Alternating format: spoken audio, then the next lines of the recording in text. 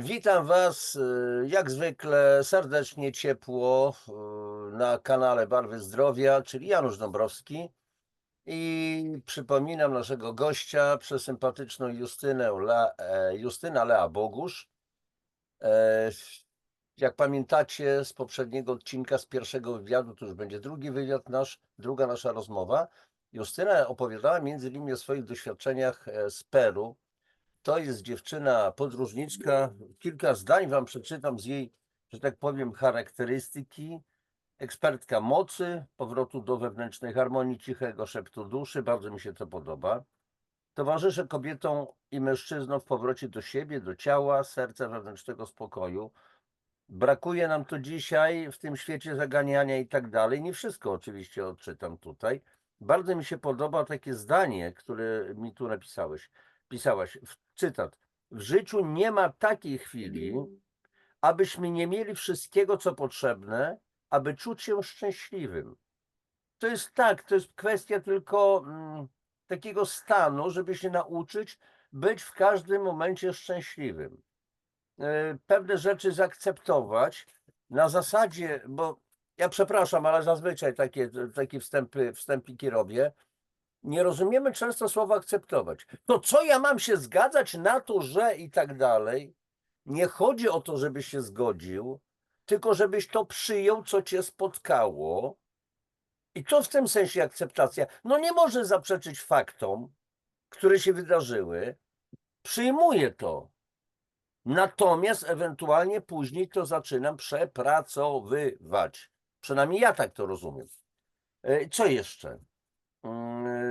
Justynka dzisiaj nam opowie o jakichś dziwacznych zwyczajach w Ameryce Południowej, wykorzystaniu jakichś dziwnych roślin, ale nie tylko z Ameryki Południowej, również w naszym kręgu europejskim będzie mówić o jakimś nie, to nie jest roślina, o grzybogu, Amanita muscaria,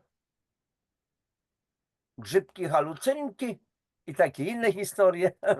No więc tak, będzie mówić o muchomorze czerwonym, tak myślę. I tutaj mogę tylko sam powiedzieć, że przecież to jest grzyb bardzo znany, często pogardzany, często wykopywany w lesie, bo do niczego się nie nadaje. Wszystko się nadaje po prostu w przyrodzie, do czegoś służy. Sama nazwa łacińska Amanita muscaria w pisowni, musca, mucha. Grzyb jest wykorzystywany przez ludy na przykład Syberii do różnych celów, a więc bardzo znany, w Polsce również też i często, tak jak powiedziałem, pogardzany. A tutaj chcę powiedzieć, że polską nazwę temu grzybowi nadał jeszcze w 1830 roku Józef Jundził. Znany jest jako Bedułka, Muchomor i takich kilka innych nazw. Justynka, to był taki tytułem wstępu, a jeszcze jedna sprawa mnie interesuje, bo Justyna napisała mi, że jej pasją są instrumenty, których uzbierała już dość sporo, gra na różnych instrumentach, czyli posługuje się dźwiękoterapią. I ja tutaj od razu wam powiem, będę rzecz jasna robił marketing w jednej z moich książek, Biomagnetyzm, część pierwsza, pola magnetyczne, energia zniszczenia, energia życia, źródło witalności organizmu. Cały bardzo duży rozdział mam o wpływie dźwięków na fizjologię człowieka, o dźwiękoterapii i jak dawne ludy wykorzystywały dźwięki, instrumenty muzyczne, tabla na przykład, albo misy tybetańskie, albo gongi, Indianie Navajo na przykład i wykorzystują, albo na przykład no, w krajach muzułmańskich taniec derwiszów, ale przy określonych też dźwiękach. Tego masę jest i one mogą oddziaływać relaksująco, uzdrawiająco. I tylko tyle z mojej strony. Justynka, to jak z tymi grzybami? Mam nadzieję, że mi przyślesz jakiś taki naparek, po którym będę fruwał. Przypomniało mi się, że chyba jest taka, ja tego nie oglądam, ale jest jakiś serial taki Mario, coś takiego dla dzieci, jakaś taka gra, gdzie ten Mario spożywa te grzybki, te czerwone z tym i rośnie, jest coraz większy, ma więcej mocy. Nie wiem, czy to jest prawda, ale tak gdzieś tam się mi objęło uszy. Dobra, już się zamykam, oddaję ci głos. Cześć Janusz i widzowie. Bardzo długi wstęp i lekcja dla mnie słuchania. Więc tak, bo chcę się odnieść do kilku rzeczy. W ogóle jak mówiłeś o muchomorze, mówię, ojej, przecież ja nawet ubrałam czerwony sweter. Przypadkowo. Nie ma przypadków oczywiście. Nie ma przypadków. I teraz tak, to co powiedziałeś o tej akceptacji. Akceptuję, odpuszczam. To są dwa magiczne słowa. Akceptuję, odpuszczam. I w życiu nie ma takiej chwili, abyśmy nie mieli wszystkiego być szczęśliwym. Oczywiście, że tak. Wstajesz rano i widzisz. To jest podstawa. Wiesz, co ja czasem stosuję?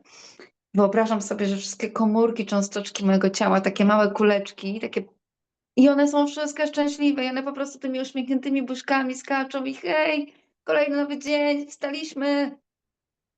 Po prostu to Ale jest świetna odpał, ojej. realizacja. Ale I tak teraz tak. trzeba właśnie już wstać, poczuć się szczęśliwym, że żyjesz, że oddychasz, że widzisz, że słyszysz. No. Ja często zadaję takie pytanie: halo, czy świat już jest gotowy na mnie? Bo ja już wstałam, ja już jestem gotowa. Czy świat jest gotowy? Fajne. I teraz tak, o dźwiękoterapii, o muzyce myślę, że sobie o tym kiedyś porozmawiamy, Tak, bo tak.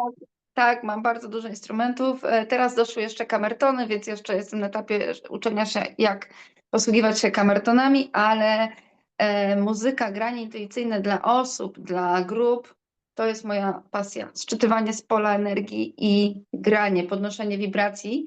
I kiedyś po jednym koncercie pan do mnie podszedł i powiedział: czułem się jak na ceremonii ayahuaski. I dziękuję. Że samą dźwiękiem, my muzyką możemy uzdrawiać ludzi. I teraz tak, no to jest troszeczkę kontrowersyjny temat, czym ja się zajmuję, to co mówiłeś w tej grze Mario Bros. Tak, on zbijał te grzybki czerwono-białe i dostawał mocy. I ja nie jestem pierwszą osobą, która już mówi o tym, o tych grzybach, bo ja przyniosłam tutaj, żeby wam pokazać książkę. Myślę, że Waldemar Borowski zrobił robotę. Zrobił bardzo dobrą robotę w Polsce, kiedy pisał pracę magisterską i z tej pracy magisterskiej powstała książka. To jest pierwsza, książek już jest 3. Później jest Święta Eucharystia i trzeciej nie pamiętam, tą tylko mam fizycznie, gdzie opisywał właśnie na Syberii znaczenie muchomora, czyli Amanity muscarii, jak księża ubierali stroje, to była dawniej Święta Eucharystia. I w każdym obrazie, to jest w ogóle całe, nie wiem, czy masz tą książkę, cała książka Nie, ilustracji. no tak, nie wszystko się da mieć po prostu. Ja też się uczę od innych. O, dawniej pamiętacie, może kiedyś zawsze były na choinkach bombki, Tak, z zawsze. muchomorkami. Tak, Pocztówki, krasnoludki, muchomorki, tak. bo słuchajcie, w ogóle wiecie, skąd się wywodzi historia skarpety na kominie? A no właśnie, na prezenty, zwłaszcza w tej zachodniej kulturze, tak? Na Syberii, jak było bardzo dużo śniegu i nie, generalnie tak, początek. Muchomor rośnie na jesieni, czyli od września i jest gotowy do spożycia po 3 miesiącach, czyli na Wigilię. Dawniej Wigilię był spożywany muchomor, to była święta Eucharystia, to była ceremonia. Mhm. I jak nie mogli dostarczyć do domów muchomora, to szaman dostarczał przez komin tego muchomora, czyli nasz współczesny święty Mikołaj, i ludzie w tych skarpetach na kominach suszyli muchomory. Ach, o to chodziło. Dokładnie o to. I Waldemar Borowski o tym tu wszystko opisuje. To jest po prostu dla niedowiarków książka. To tutaj Justynka, przepraszam, czy możesz bardziej ją przybliżyć? O, bardzo dobrze. Waldemar Borowski, Święty Grzybóg. tak. Święty To jest, Grzybóg, Waldemar Borowski, szukajcie. A e, znajdziecie. to nie jest książka o właściwościach, tylko o tym, że wszędzie od zawsze był muchomor. Na wszystkich obrazach w cerkwiach, w kościołach on po prostu brał wszystkie po prostu. Słuchajcie, to jest obraz pierwszy Adam i Ewa i tu też jest muchomor. Oni stoją pod wielkim grzybem. Niesamowite. O to coś nowego odkrywam, bo no, ja Słuchaj, no ja jestem akurat ekspertem od pewnych rzeczach, znaczy nie lubię w ogóle słowa ekspert, ale tak się utarło od pewnych rzeczy, natomiast nie oznacza, że człowiek wie wszystko. Coś tam człowiek liźnie z tego tematu, ale są ludzie tacy jak na przykład ty, którzy są faktycznie ekspertami w swojej dziedzinie, bo masz bardzo dużo wiedzy i my możemy się po prostu dzielić nawzajem. Ja się dzisiaj uczę też od Justynki, no nie? Dokładnie, dlatego Waldemar Borowski jest tutaj no, setki obrazów, zdjęć księży, że nosili stroje. On ma tutaj strój Muchomora. On jest Tak, przebrany z nim. tak, oczywiste. Oni zakładali te i po prostu dawniej opłatek to był kawałek Muchomora. Coś takiego. I to było tylko no ale później stało się tylko dla wybranych, bo było zbyt potężne, zbyt mocne Tak. i zakazano. I po prostu cała wiedza poszła w ciach i Waldemar od kilku lat już po prostu wydobywa tą wiedzę. I on w tych książkach udowadnia i mówi, że od zawsze z nami był Muchomor. No i ja, poznając właściwości Muchomora kilka lat temu, sama osobiście, jak zobaczyłam, jaką to ma potężną moc i właściwości, jak mi pomogło na kilka schorzeń.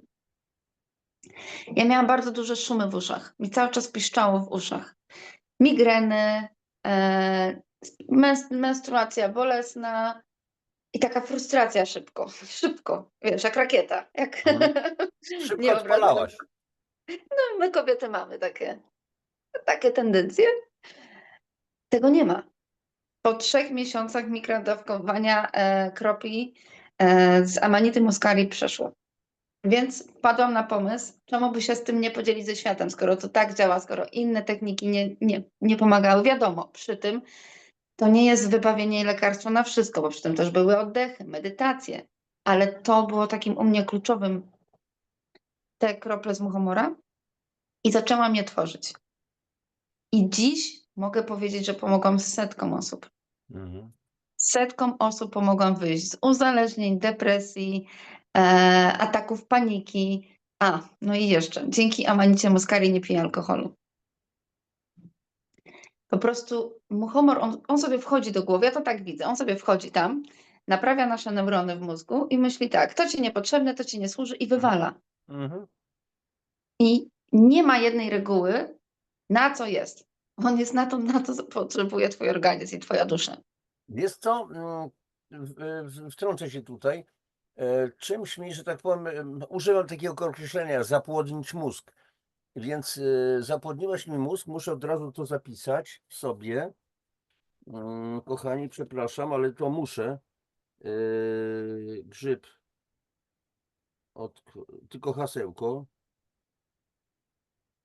Powiedziałaś, że wchodzi, czyści, tam pewną robotę robi amanita muscaria, czyli muchomorek, te substancje i nie chce się pewnych rzeczy. I ja teraz zastanawiam się, czy przypadkiem on nie odtruwa, nie robi detoksu, nie odkwasza organizmu, a zwłaszcza układu nerwowego. Dlaczego? Bo ja na przykład też, no, znowu marketing niby, ale to nie taki. Robię na przykład, ja zajmuję się przede wszystkim odkwaszaniem organizmu. Coś, co w medycynie oficjalnej praktycznie nie funkcjonuje.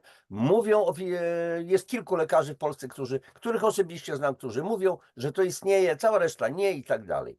I teraz wielu ludzi, którzy odkwaszają się, czyli robią detoks, dostarczają minerały i tak dalej, czyli to jest likwidacja tak zwanej kwaśnicy metabolicznej, która działa również na cały układ nerwowy. Okazuje się, nie chce się pić gorzałeczki, piweczka, nie chce się jeść wieprzowinki. Ludzie mówią, kurczę, Janusz, ale wieprzowina śmierdzi, mięso mi śmierdzi. Jak wcześniej piwko wieczorkiem, jedno tyskie czy jakieś tam inne, teraz mi odrzuca, Jezu. Ale ja mówię, ale straciłeś dużo. No nie? Więc zastanawiam się, ja to będę musiał sprawdzić, czy przypadkiem amanitki nie działają właśnie w podobny sposób. Ale to tak a propos ad tej historii. Dobra, zadaj mi może pytanie. Bo się Dobrze, wybiłam. przepraszam, bo ja cię wybiłem. Więc mówiłaś o tym, że zauważyłaś, że nie chcesz, nie pijesz alkoholu, że wchodzi te substancje różne psychoaktywne czy jakieś tam inne, wchodzą po prostu do naszego ciała, regulują pewne procesy, chociażby funkcjonowanie neuronów i okazuje się, że stajemy się inni, że grzybóg ma potężną moc, która była zamknięta oczywiście dla maluczkich, bo po co ludziom jakaś wiedza i świadomość, że bogami jesteśmy. No dokładnie. Przede wszystkim, jakby każdy wiedział o właściwościach muchomora, to nie mieliby pacjentów, bo wszyscy by zaczęli się sami uzdrawiać. Bo wystarczy iść do lasu, zebrać i odpowiednio przygotować. A przygotowań jest wiele technik i rodzajów i nawet jak ktoś powie nie umiem, to jakkolwiek tego nie przygotujesz, to tak naprawdę on ci nie zaszkodzi. Mhm.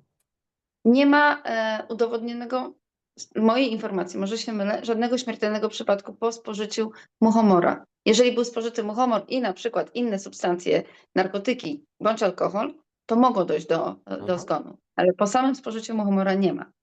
Teraz tak, ja stworzyłam taką malutką buteleczkę właśnie do mikrodawkowania. Otrzymałem i przekazałem mojej Ani, mojej partnerce akurat, bo sądziłem, że jej się to bardziej przyda, ale inną rzecz, to już później będziemy mówić, ale to jest z muchomorów. Tu mam taki krem, Żywopłostem. maść, no nie? No i właśnie jak pomogła, bo ty masz muchomora Nie ma i w tej żywopłot. chwili, bo wiesz, ona bierze, ale nawet nie rozmawialiśmy o tym. Ja muszę Anię, że tak powiem, przygwoździć. Mówi: Ania, jak jest, jak ty się czujesz? Znaczy, bo to jest coś takiego z braniem różnych rzeczy, suplementy i tak dalej. Ktoś miał problem, bierze coś, tak, naprawia swój organizm. Ja później pytam: no jak? A w zasadzie no, nic nie czuję. No ale miałeś bóle, to o kurczę, faktycznie, dopiero takie olśnienie. Jejku, faktycznie nie mam już tego. Już się tego pozbyłam.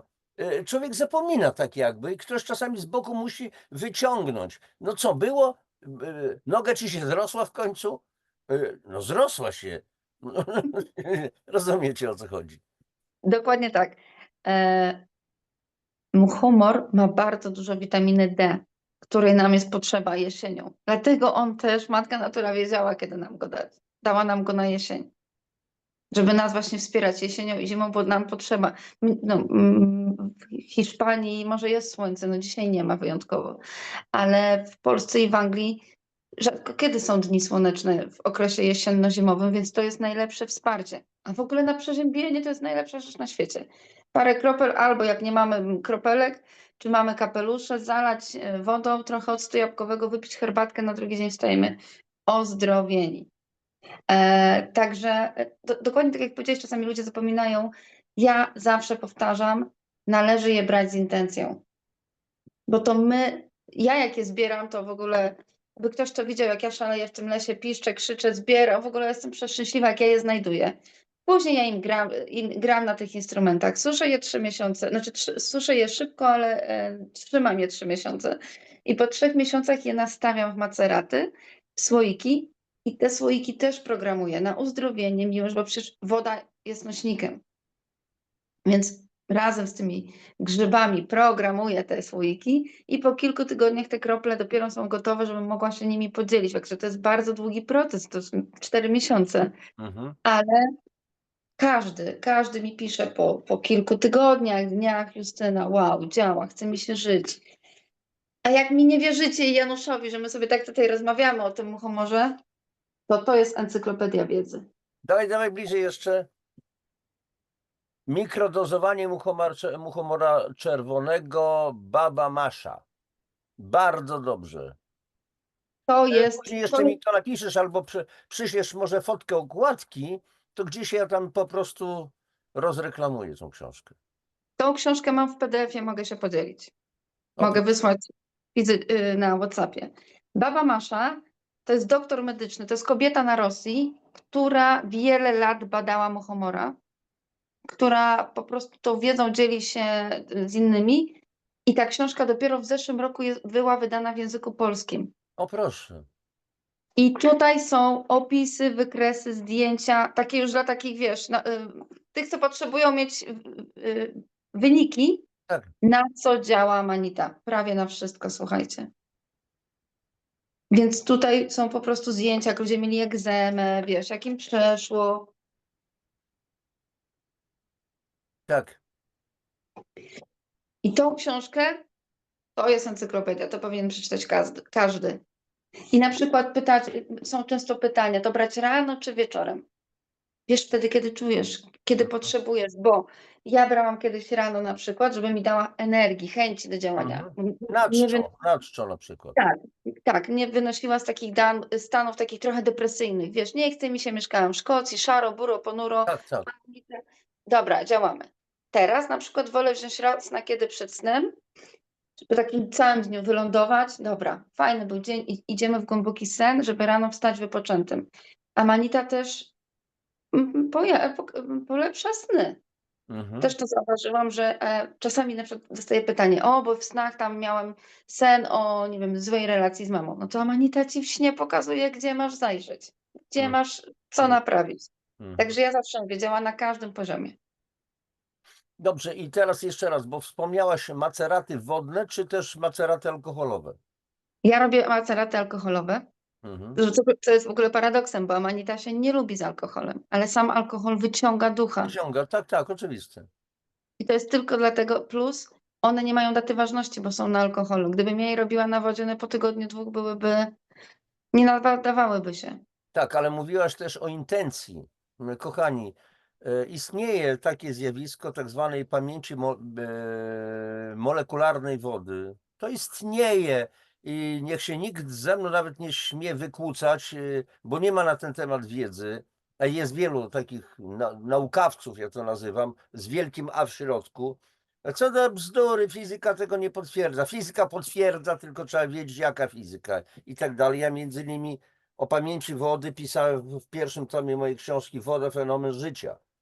Potężny rozdział, począwszy od homeopatii Samuela Hahnemana, gdzie on stwarzał te roztwory o bardzo niskich stężeniach. No jak to może działać? Tak? Działa, bo okazuje się, są nagrody Nobla, nieraz w audycjach mówi o tym, że są nagrody Nobla za odkrycie zjawiska, że sygnały bardzo słabe oddziałują znacznie silniej niż sygnały mocne. Tak samo, przepraszam, Justynka, kobietą jesteś przecież i tak dalej, no to mógłbym się posłużyć przykładem. Pieszczota, ja cię chwycę, no podoba ci się to, kochanie? Bez mózgu. Delikatne coś, jeden kwiatuszek, a nie cały pęk już ci daje, zasypuje różami z kolcami i tak dalej. Na tej zasadzie. Delikatne słowo i tak dalej, i tak dalej. Delikatne sygnały. I tutaj, jeżeli jest pamięć wody, a jest, bo każde nasze słowo, każdy dźwięk, każda intencja, uczucie programują wodę. Pola magnetyczne, ciśnienie i tak dalej. Wiele jest czynników, które mogą programować wodę. To jest udowodnione. Ja piszę o naukowcach, między innymi też rosyjskich, profesor Zenin, trzy profesury, fizyka, biologia, chemia, doktorat z filozofii, uzyskał chyba w 2003 roku doktorat w Rosyjskiej Akademii, doktor nauk o pamięci wody, pierwszy na świecie. Rosjanie w ogóle, nie ukrywam, przodują. Zresztą oni mają całą tą kulturę, tą medycynę ludów syberyjskich, badają. To jest kopalnia. Tak samo jak u nas medycyna słowiańska, ta nasza polska, czy jakieś inne. Trzeba tylko sięgnąć do tej skarbnicy. I już się znowu zamykam. No ale proszę. Em, Myślę, że no jest teraz dużo zwolenników i przeciwników, bo telewizja i sektory publiczne Tak. kłamią, po prostu kłamią. Więc ja uważam, że mikrodawkowanie to jest w ogóle najlepsza rzecz na świecie, bo to nie są dawki psychodeliczne. Nawet jeżeli mamy, na przykład ktoś sobie nazbierał w lesie teraz jesienią i patrzy na ten słoik w kuchni, ale się boi, małą łyżeczkę, pół małej łyżeczki, nic się nikomu nie stanie. Mój pies jadł surowe ze mną grzyby w lesie. Dlaczego często spotykamy takie nadgryzione? Bo zwierzęta je jedzą. Mhm. Tak, muchomor w dużych ilościach jest psychodeliczny, Tak, tak, tak. ale jestem osobą, która przeszła kilka ceremonii i żyje. Siedzę, żyję, funkcjonuję. Zobaczyłam inny świat, troszeczkę za kurtyną. Dotknę ciebie. Nie mogę. I też nic się złego nie wydarzyło, a wręcz uświadomiło parę fajnych rzeczy, bo na ceremonii Muchomora mojej pierwszej pamiętam, że latałam po czasoprzestrzeniach. Widziałam siebie z różnych perspektyw, linii czasowych i jak mnie wybudzano przy ognisku, to ja nie wiedziałam, która ja jestem, która fizycznie, bo widziałam siebie także w tylu wariantach i to mi pokazuje, że my w życiu mamy tyle wariantów. Mhm. Że my teraz się możemy rozłączyć na przykład i wydarzy się coś całkowicie zupełnie innego, co zmieni bieg naszej historii, naszej linii czasowej. Mhm. Dlatego mi to Muchomor pokazał i teraz dzięki temu inaczej patrzę też na świat. Że każda decyzja powoduje kolejne kroki. Tak? A dokładnie tak. A dla mnie mikrodawkowanie to jest najlepsze wsparcie w takim życiu codziennym. Ja go na przykład czasami programuję, bo ja już nie jestem osobą, która go bierze codziennie. Ja już tego nie potrzebuję i tego też uczą rośliny. Nie przychodź do mnie codziennie. Poradź sobie człowieku sam. Ale jak są takie dni, konferencje czy eventy, które organizuję, na przykład jestem sama, jestem jedynym organizatorem i mam dużo osób pod sobą, dużo zajęć, to ja go biorę i go programuję, wesprzyj mnie, daj mi siły. Ja jestem w 100% na najwyższym levelu. Po prostu dla innych, dla osób mam wsparcie, a przed snem go sobie biorę, dobra, zwalniamy, idziemy spać, bo rano jest kolejny dzień pracy. Ale ja zawsze mówię, brać, stosować na sobie i dzielić się z innymi.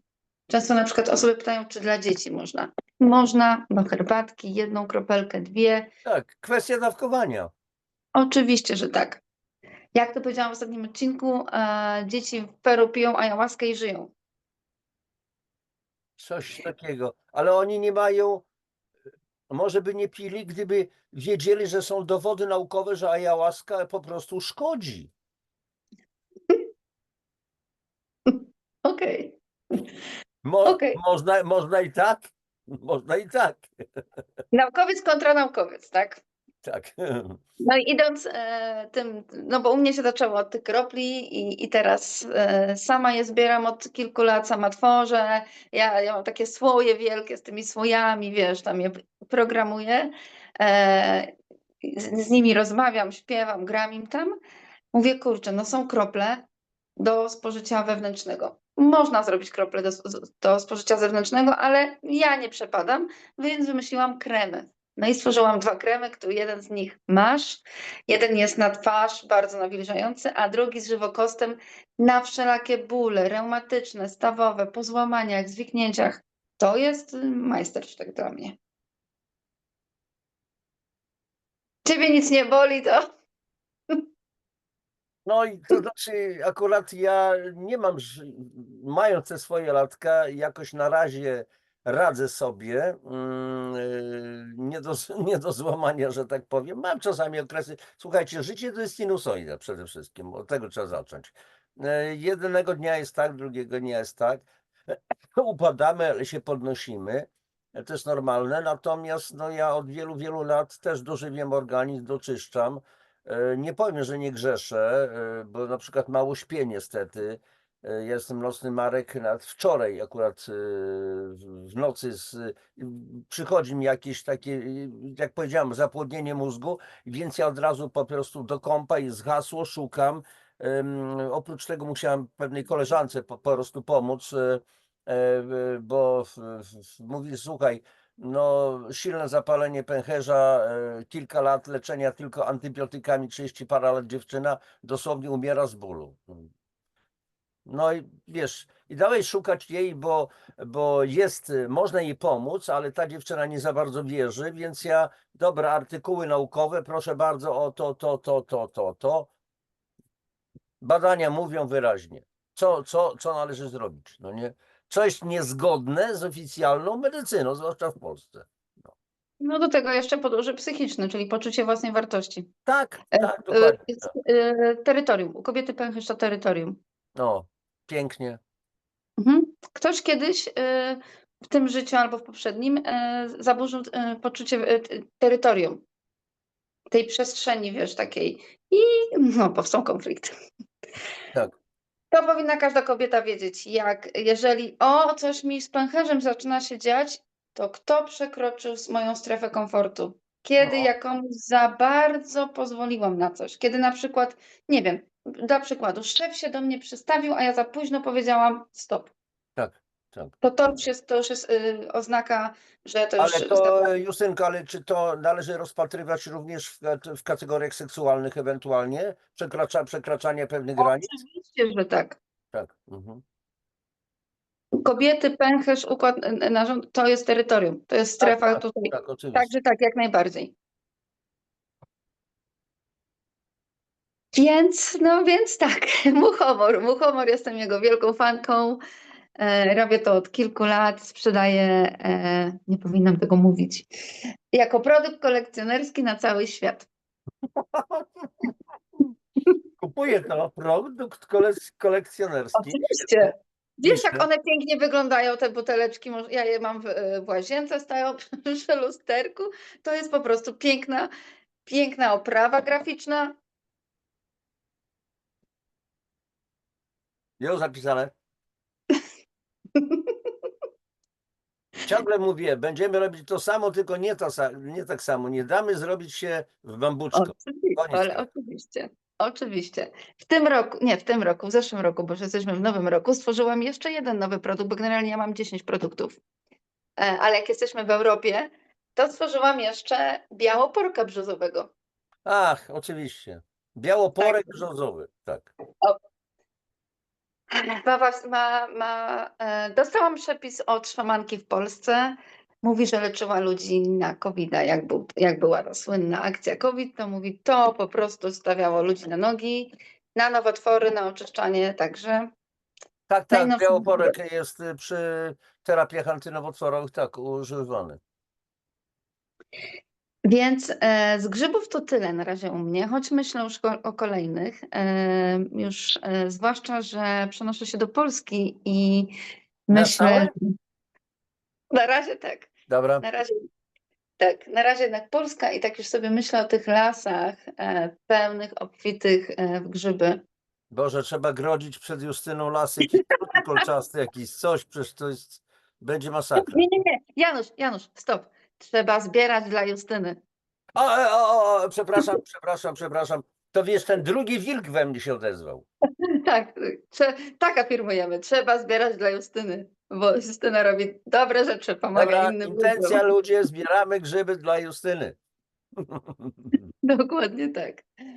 Ale nie braknie, słuchajcie, nie braknie. Nawet w zeszłym roku już parę osób mi pomagało, wysyłało w zamian za wymianę, na przykład zbierały dla mnie tata, koleżanki, bo mówi, ja nie mam czasu sobie robić tu kropli, więc ja mu wysyłałam krople, on mi zbierał muchomory, więc Ale też suszyli, po prostu najpierw wysuszyli, tak. gdzieś tam no, w ciemnym pomieszczeniu, przewiewnym i tak dalej, i wysyłali ci sukuteńki. Znaczy, suszymy w dehydratorze albo ostatecznie w piekarniku. Aha, niska temperaturka. Tak, 50 stopni najlepiej Tak. suszymy i chowamy je w bezpieczne miejsce z liściem laurowym albo trochę ryżu na 3 miesiące w ciemne miejsce.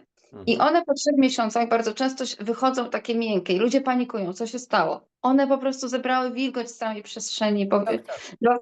Także to się nie przejmować, wtedy je wsadzamy z powrotem na 15 minut, pół godziny, dosuszamy i są gotowe.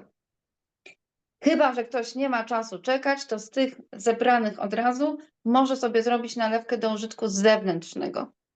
Jeżeli jakieś naprawdę bóle, to wtedy robimy taką nalewkę, zalewamy alkoholem i po 2 tygodniach już możemy nacierać miejsca, żeby sobie szybko pomóc. Świetnie. No i wracając do tej dżungli, o której rozmawialiśmy ostatnim razem, ja jestem zakochana w kilku roślinach z Peru.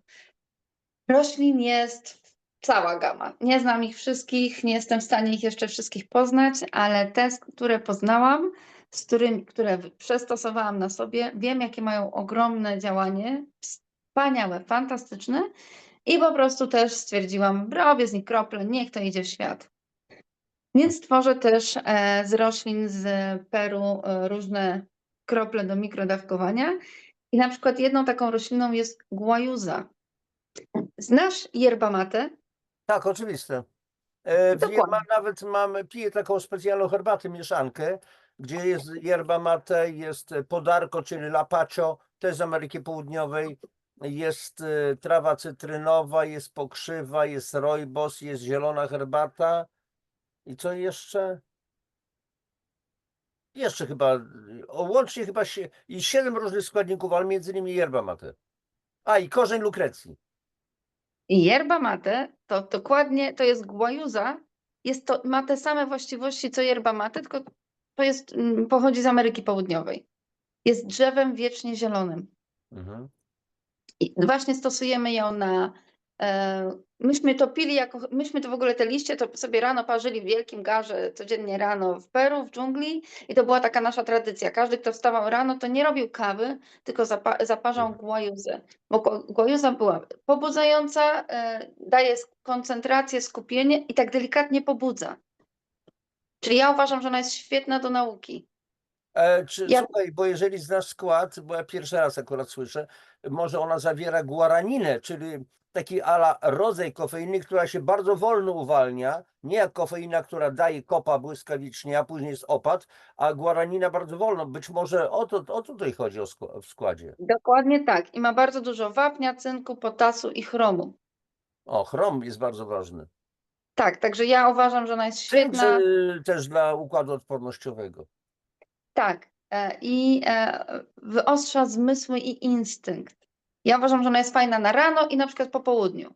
Jeszcze tak, żeby jeszcze sobie się wzmocnić, wiesz, żeby sobie do wieczora, bo no ja też jestem nocnym markiem, wczoraj do 3 siedziałam, Dzisiaj. więc dzisiaj, no, bo ja się przyjmuję tym, co się dzieje w Polsce z tymi schroniskami bardzo. I I taka 16, 17 to jest, uważam, że jeszcze tak, wiesz, że dla niektórych za późno na kawę na przykład. Ale na taką głajowskę jeszcze śmiało. Na kilka kropel pod język, bo one też są na alkoholu, Mhm. żeby się jeszcze troszeczkę wzmocnić. Ale dla takich, co wolą więcej energii, to ja mam czuczułasi. I czuczułasi to mnie postawiło na nogi w Peru, jak ja dostałam ciężkiej bakterii. I czuczułasi w ogóle, dzisiaj o tym myślałam, że nie mam tej fizycznie tej kory, ale kiedyś nagram filmik, ja przywożę takie wielkie kawałki kory z Peru i ja je namaczam w bimbrze i po prostu one tam stoją ileś tygodni i są gotowe. I czuczułasi to jest taki po prostu kop do działania. Taki po prostu ludzie po operacjach, tak jak ja miałam ciężką bakterię przez tydzień w Peru i po prostu mój organizm no, po tej wodzie tam z każdej strony i Ale gdzie mi pęcherz, drogi rodne, nerki i tak dalej, i tak dalej? no wydalałam z przodu i z tyłu cały A, czas. rozumiem. Cały czas. I mnie po prostu wyciskano tą korę przez taką szmatę i ja to cały czas piłam i mnie to postawiło na nogi. I czuczułasi jest przeciwbólowe i dla mnie to jest taki kop rano. Tylko, Mhm. że nie wolno go pić z kawą, bo przyspiesza bicie serca. Mhm. W Peru też uznawany jak taki mocny afrodyzjak, że zwiększa testosteron, wiesz, libido. Tak, tak, Chce się. tak. Ja uważam, że też jest, no on jest świetny rano, po prostu, wiesz, u mnie się w ogóle rozpadało. Pierwszy raz w życiu tu leje deszcz, więc chyba Polska już do mnie przyszła. Znaczy mamy akurat na Podlasiu mieszkam, więc dzisiaj mamy odwilż. Tak trochę mrzy i tak dalej. U mnie w Hiszpanii jest ulewa, więc wow. I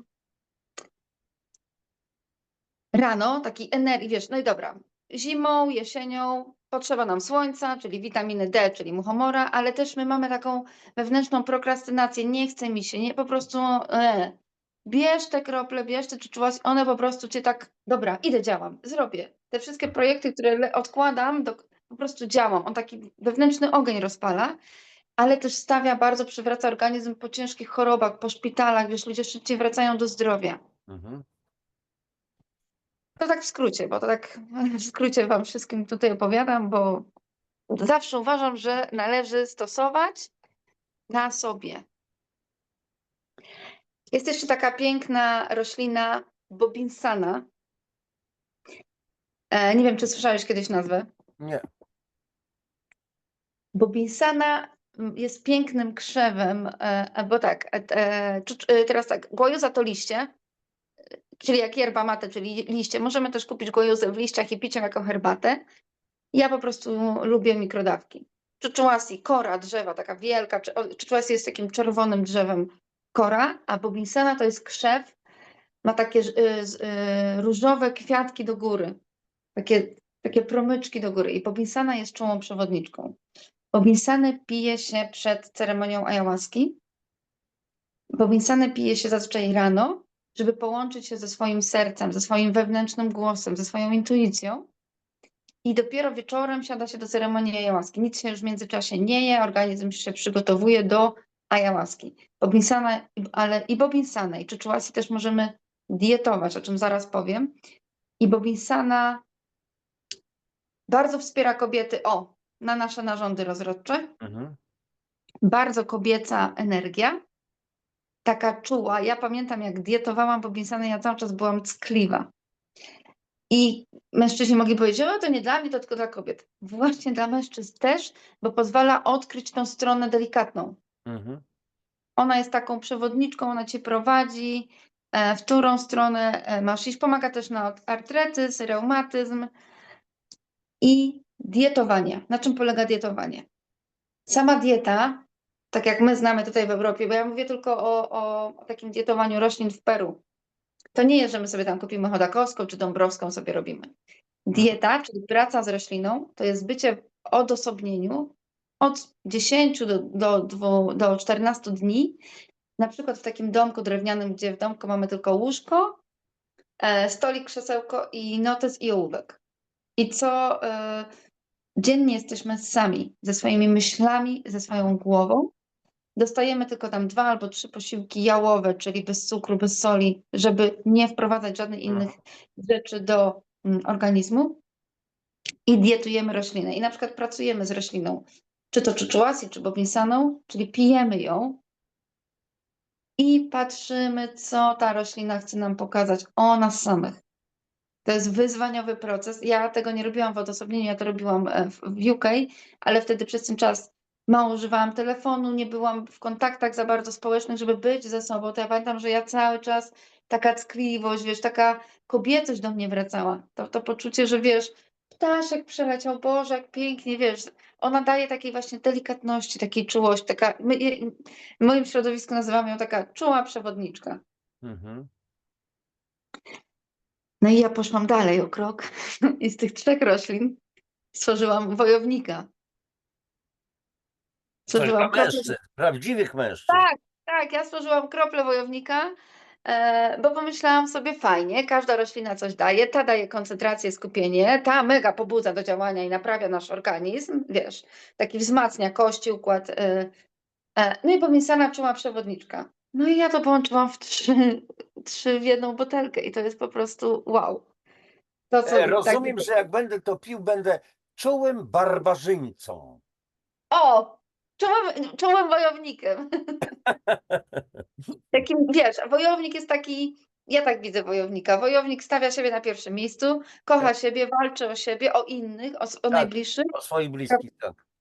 i zawsze ma chęć, zawsze jest no, po prostu wojownik. Mhm. Nie ten, co wiesz, walczy za wszystkich i za wszystkich. Mam jeszcze krople do oczu, ale akurat one stoją w lodówce, bo to jest jedyny produkt, który musi stać w lodówce. I krople do oczu, Sananga. Niestety taką mam mało ściągę, ale i tak mam takie małe literki, że tego nie widzę. Sananga działa na naszą szyszynkę. Pomaga otworzyć 3 oko. Dawniej szamani używali sanangi, żeby połączyć się ze zwierzyną. żeby już ją zobaczyć w polu, zanim ją zobaczą fizycznie. Mhm. I sananga poprawia bardzo jakość widzenia, percepcję widzenia, kolory, barwy. Ja bardzo lubię przed podróżami dźwiękowymi, bo jeszcze bardziej podróż wizyjną. I sananga bardzo oczyszcza nasze oczy z zanieczyszczeń. I sananga jest takim specyficznym produktem. Działa na jaskry, zaćma, astygmatyzm, na wiele schorzeń. Tylko po silnych operacjach oczu nie możemy stosować sanangi. I sanangę można kochać lub nienawidzić. Dlatego, że sanangę zakrapiamy sobie na zamknięte oczy i otwieramy i sananga piecze. Ach. Mhm. Piecze, ale dlatego też, że sananga całe nasze oczy oczyszcza zanieczyszczeń. A kto myje oczy? My cały czas 1 000 000 razy na dobę tymi powiekami zbieramy sobie różne, prawda? Podobnie jak kto z nas kiedykolwiek myje wątrobę albo jelitka, albo płuc. Dokładnie. Więc ten efekt szczypania to jest po prostu oczyszczania naszych gałek Tak, ocznych. reakcja naturalna zupełnie. I wtedy należy oddychać. I ona po kilku sekundach przychodzi i efekt jest niesamowity. Na bardzo silne migreny pomaga, na zatoki, bo ona po prostu nam to wszystko oczyszcza. Jest takie Mhm. uff. Mhm. I sanangę można brać w domu sobie tam na spokojnie, ale też tak ceremonialnie. No, sanangę też podaje się podczas ayahuaski, żeby jeszcze pogłębić, jeszcze zajrzeć dalej, co tam jest. No bo mówię, sananga pomaga nam zobaczyć i wewnątrz, i na zewnątrz. Mhm. I mam jeszcze, tylko też gdzieś zostało, smoczą krew, Dragon Blood. Nie wiem, czy jest znane. To znaczy, gdzieś mi się tylko obiło o uszy, że tak Tak, bo była jest, sama nazwa, natomiast nie mam o tym pojęcia. Dragon Blood jest bardzo popularny w kosmetyce. Mhm. Dla kobiet, dlatego że na celulit, rozstępy, przebarwienia on wygładza skórę. I Dragon Blood to jest żywica. Ja mam też czystą żywicę z Peru, bo jest bardzo wiele na rynku oszustów, którzy wiesz, rozcieńczają z wodą. Ja mam To jest normalne już. czysta żywica z drzewa. Jedyny jej minus, że jak się to żywicą ubrudzimy, no to już ubranie nie spierzemy, bo to jest naprawdę jak krew to wygląda. Ale ma niesamowite właściwości i na 3 sposoby możemy używać. Pierwszy sposób to zakrapiamy do wody kilka kropel i pijemy na czczo na problemy z żołądkiem, z wrzodami. Drugi sposób to jest po prostu plaster w płynie. To powinien mieć każdy w swojej apteczce, bo jeżeli my się skaleczymy, mamy otwartą ranę i na przykład leje się krew, to my sobie tą smoczą krew, kropelkę 2 bierzemy na rękę, palcem ją rozcieramy, ona pod wpływem ciepła zmienia się w konsystencję gęstą i my nakładamy na jakieś zacięcia, Mhm. rany i ona po prostu robi tam strupa i po kilku dniach nie ma śladu. Taki rodzaj opatrunku jednocześnie, Dokładnie. który wydziela do rany jakieś po prostu substancje. Tak, tak, tak. A trzecim sposobem, teraz bardzo popularnym, jest bardzo dużo kadzidełek ze smoczą krwią. Snużek, kadzidełek, bo ona odgania demony i złe energie. Także to tyle z moich produktów. Czy masz do mnie jakieś pytania? Czy mam jakieś pytania? Kiedy wracasz do Polski? W ciągu kilku tygodni. Dobrze. Posłuchaj, luty zaraz szybko zejdzie, może akurat się pojawisz u nas w Radomsku. Mówię u nas, bo razem z moimi przyjaciółmi tam organizujemy takie konferencje lepszego życia i tam zapraszamy różnych ludzi. I tych, którzy mają gongi, i tych, którzy mają jakieś octy, jakieś kremy robią, no wszystkich, i mydełka. I ostatnio byli faceci z takiej firmy Zdrowa Dzicz, czyli mięso z dzików, z jeleni, z sarn, no bo co się, przepraszam za słowo, pozyskuje. Jeżeli ktoś nie je mięsa, to w porządku. No. Natomiast jeżeli ktoś już po prostu je, to lepiej faktycznie zdrowe takie mięso jeść niż ze świnki, gdzie hekatomba przecież to jest, no, w tych rzeźniach.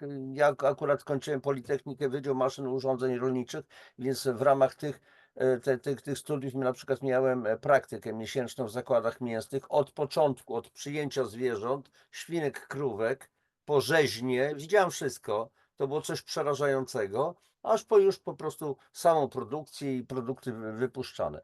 No więc akurat zajmowałem się troszeczkę rolnictwem, to też wiem, w jaki sposób, zwłaszcza dzisiaj, zwierzęta są skarmiane, czym krowy, które czasami nie widzą nawet trawy, świnie, trzoda chlewna, która jest no, na paszach tych przemysłowych cały czas, wystandaryzowanych i tak dalej, nic nie wolno robić innego, no i wiadomo, jaka jest jakość mięsa.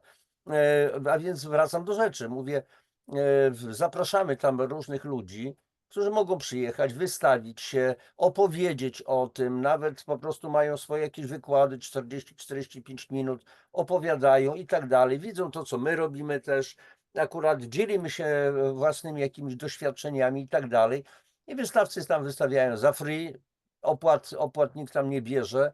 I to jest fajne, bo czasami na różnych targach, no to wiadomo, że te opłaty są czasami dość sporowate. No i tak to idzie. Ale to jest kwestia przyszłości, może marzec, może kwiecień, zobaczymy. Z miłą Tak, chęcią, jak no. mnie no już czuję się Radomsko to zaproszona. jest koło Częstochowy, a przy okazji, jeżeli ktoś z Was, kochani, miałby taką chęć tam się zjawić, zapraszamy, to jest sprawa otwarta, tylko trzeba się do mnie zgłosić wcześniej, rzecz jasna, przynajmniej jakieś 2 tygodnie wcześniej, bo trzeba sobie zarezerwować miejsce w hotelu i tak dalej, i tak dalej. Opłaty tylko dla hotelu, załóżmy 2 doby, sobota, niedziela, jak na dzisiaj, akurat nakręcamy tę audycję pod koniec stycznia 2026, to są 452 zł od rana do wieczora jednego dnia i drugiego dnia w niedzielę od 10 do 15:30 cały czas wykłady i tak dalej, a więc wszystkie posiłki, śniadanie, obiady, kolacje, przerwy kawowe, nawet w dniu odjazdu jest obiad, no więc już kilka osób stwierdziło 452 zł za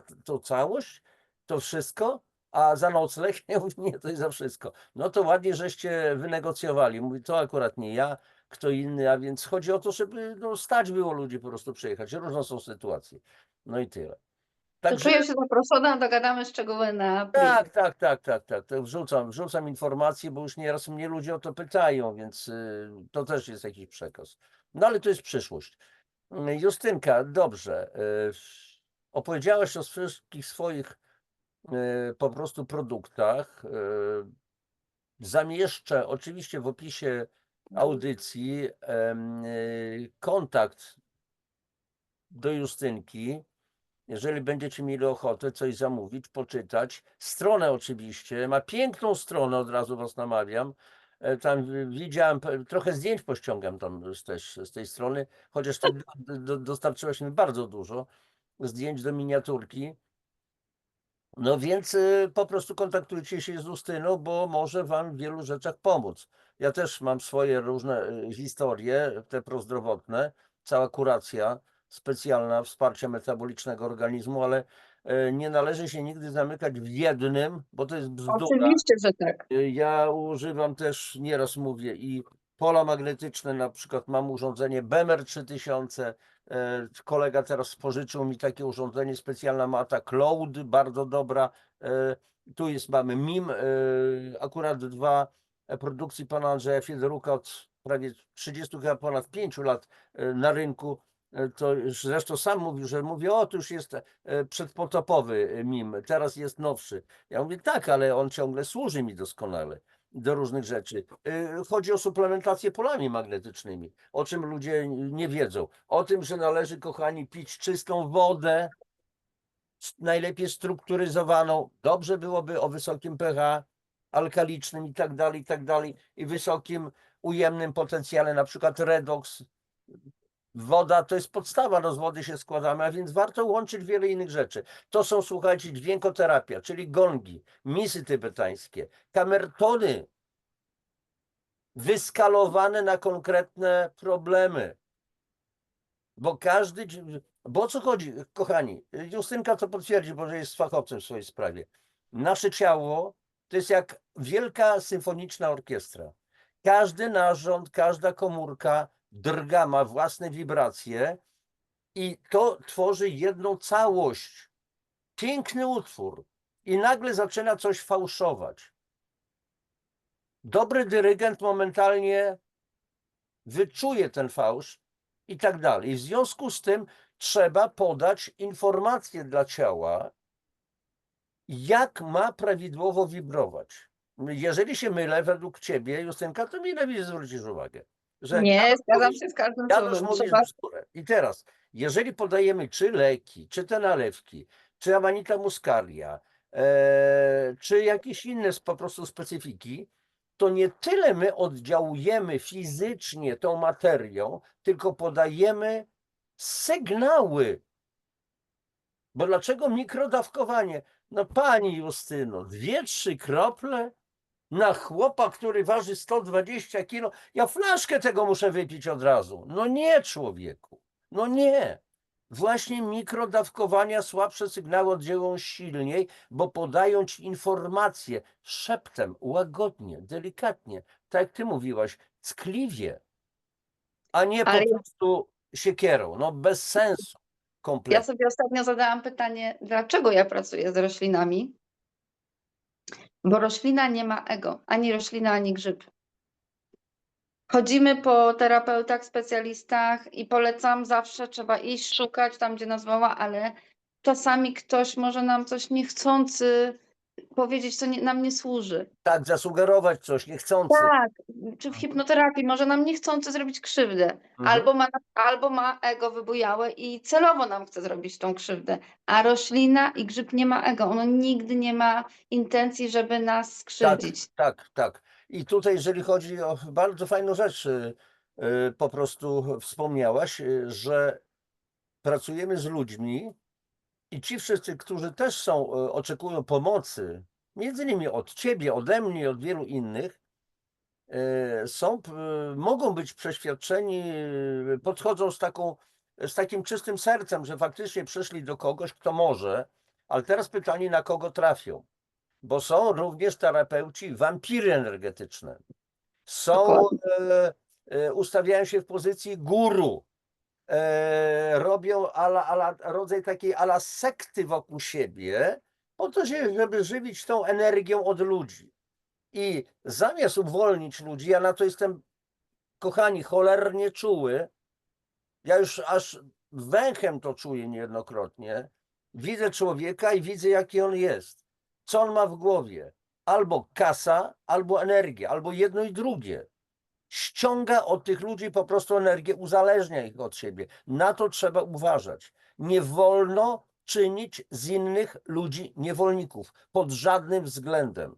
Za to się zapłaci, ale dzisiaj to jest krzywda dla tych po prostu tych ludzi, z którymi po prostu pracujemy. I trzeba naprawdę przepracować w sobie wiele rzeczy, o czym mówi Justynka.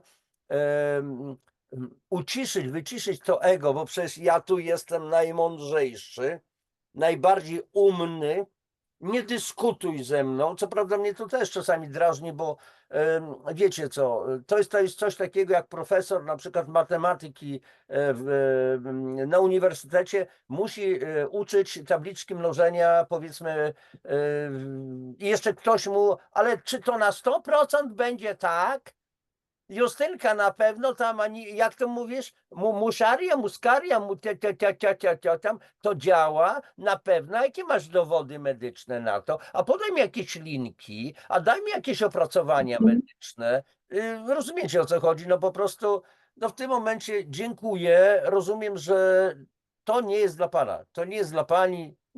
Nie ma sprawy, nie ma co dyskutować i tyle.